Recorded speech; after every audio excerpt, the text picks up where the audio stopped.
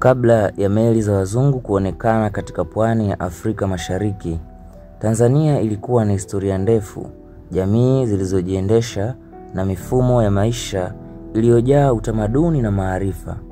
Mimi naitwa Daniel Nangonga. Karibu tujifunze Tanzania kabla ya ukoloni.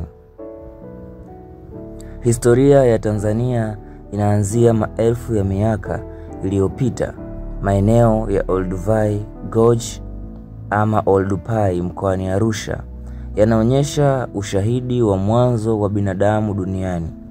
Hii inaifanya Tanzania kuwa miongoni mwa maeneo ya mwanzo wa historia ya binadamu duniani. Makabila ya Wabantu, Wakushi na Waniloti yaliishi katika maeneo mbalimbali. Pia kulikuwa na mifumo ya jadi ya uongozi, biashara na utamaduni. Miji kama vile Kilwa, Bagamoyo, Pangani na Zanzibar ilistawi kutokana na mwingiliano wa mapema karne ya 10 hadi 15 baada ya Kristo na wageni toka mataifa ya Waarabu, Waajemi, Wahindi na Wachina. Kadri miaka ilivyopita, jamii za Wabantu zilihamia Tanzania. Walianzisha kilimo cha mtama, muhogo, ndizi. Wakaanzisha pia ufugaji na ufundi wa chuma. Jamii hizi zilikuwa na uchumi wa kujitosheleza.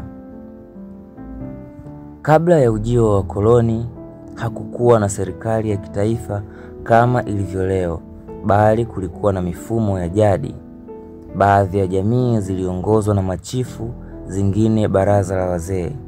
Hivyo maamuzi yalifanywa kwa kuzingatia mila na desturi.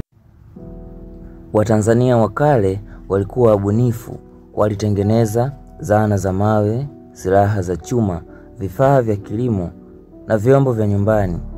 Ufundi wa chuma ulikuwa muhimu sana katika maeneo ya jamii.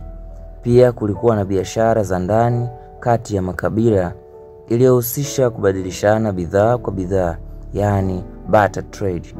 Bidhaa kama vile chumvi, chuma, nafaka na mifugo vilibadilishwa.